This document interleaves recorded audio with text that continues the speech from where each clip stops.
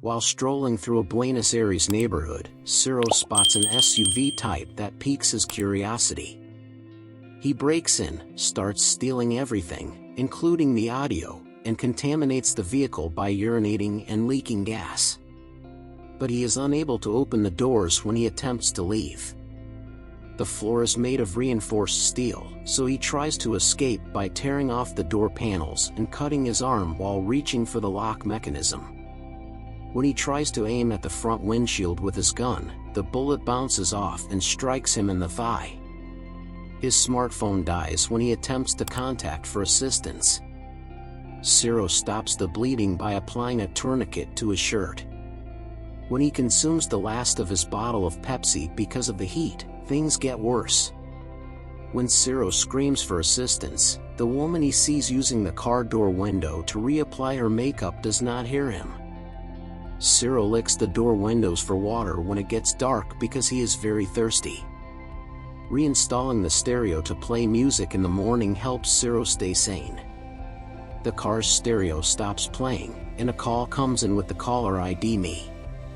Enrique, the car's owner and an obstetrician, is the culprit. The car is completely bulletproof, soundproof, and polarized, so no one will hear or see him yelling for help. The only thing that isn't secured is the gas tank, but Enrique teases that it has been rigged with an explosive that will explode when Ciro becomes defiant. He tells Ciro that the security system he installed in the car, which he calls 4x4, has cut the electric power within the car at the moment Ciro broke in. Ciro is questioned by Enrique, who also discusses his private life with him.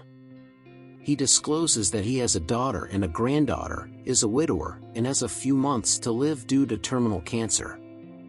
Ciro demands to be released because he doesn't care about Enrique and threatens to kill him and his family if he doesn't. After hanging up, Enrique sets on the air conditioner to its maximum setting, freezing Ciro till his lips turn blue from almost being too cold. Along with not eating or drinking enough water, Ciro also has to cope with his leg being infected from the bullet wound. Ciro keeps trying to get out, but the reinforced doors are too sturdy for him to use a tire iron to go through. When a thief attempts to break into the automobile, Ciro finds optimism. However, his hopes are dashed when the thief is apprehended, assaulted, and reported to the police by the bystanders. Enrique switches off the air conditioner and makes another call to discuss himself. Enrique seemed to take pleasure in playing with Ciro's conversations, but Ciro grows increasingly irritated as he demands water. He eventually shows signs of weakness and delirium, and he rants about how the rich control the world and how the poor are oppressed by them. He claims that because he won't follow their laws, he will steal like his father and grandpa did before him, and he won't follow the law even if a gun were aimed at his head. Later on, his complexion begins to become yellow, and starvation and dehydration also have an impact. When Enrique calls, Ciro tells him there is a washer hose concealed in the back with drinkable water after answering a question in a way he loves. When Ciro locates it and fills his empty bottle, he gorges on the water entirely due to dehydration rather than limiting it. Days go by, and Ciro starts to lose his mind. He eats paper from the car's handbook, draws on the inside of the car, and drinks his pee in a bottle to stay hydrated in an attempt to divert his attention. Enrique calls Ciro again and requests information. When Ciro complies with his demands, he informs him that a chocolate bar is concealed in the car's brake panel. The following day, Enrique phones to report that he has seen his wife Irina and his son Lionel at Ciro's house. Enrique gave Irina $100,000 to assist them move out of their flat and purchase a home after lying about Ciro's whereabouts and saying he works for the lottery. Ciro is crying because Enrique asked his family what he did to deserve his current situation. Enrique begins to make fun of Ciro by claiming to have his criminal history. He includes stories of how he killed a bus driver who stopped Ciro from robbing his passengers, shop brothers whose car shop Ciro had robbed, and stole a woman's car and purse with a friend before unintentionally colliding with an innocent bystander.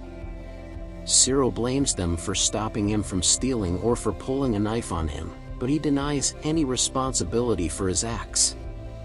After saying that Ciro doesn't deserve his family for his misdeeds, Enrique ends the call. After charging his phone battery in the sun for several days, Ciro calls his wife and son. Before the phone dies, he apologizes for making a mistake once more. He drives in reverse and eventually makes his getaway at night after repeatedly pressing the start button until the automobile finally starts up.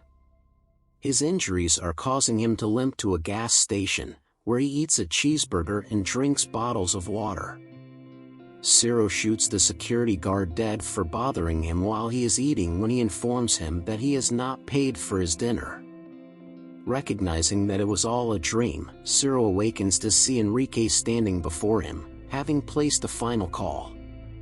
Ciro escapes as Enrique tries to take him away in order to punish him further, but he is again subdued in his weaker state.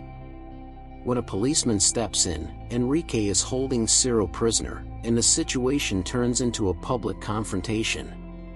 When Enrique explains that no one cares about him or the neighborhood when things go wrong and that he is obliged to handle things on his own when the government won't step in, he gains the support of half the community. The police call on retired negotiator Julio Amadeo to speak with Enrique. Julio eventually persuades Enrique to turn himself in and free Ciro, even though half the neighborhood supports Enrique killing Ciro and the other half supports Ciro's freedom. Enrique climbs into his vehicle and sets off the explosive device, killing himself and any onlookers who might have been caught in the crossfire. In the back of a police car, Ciro watches with a pained expression on his face after being finally released from captivity but being detained for his error. The media discusses Enrique and the incident, calling him the samurai doctor for his fervent belief in his own righteousness. Everyone discusses the necessary reforms for the town to avoid more suffering and secure government assistance. Ciro is brought up, having been treated medically and awaiting trial for what happened.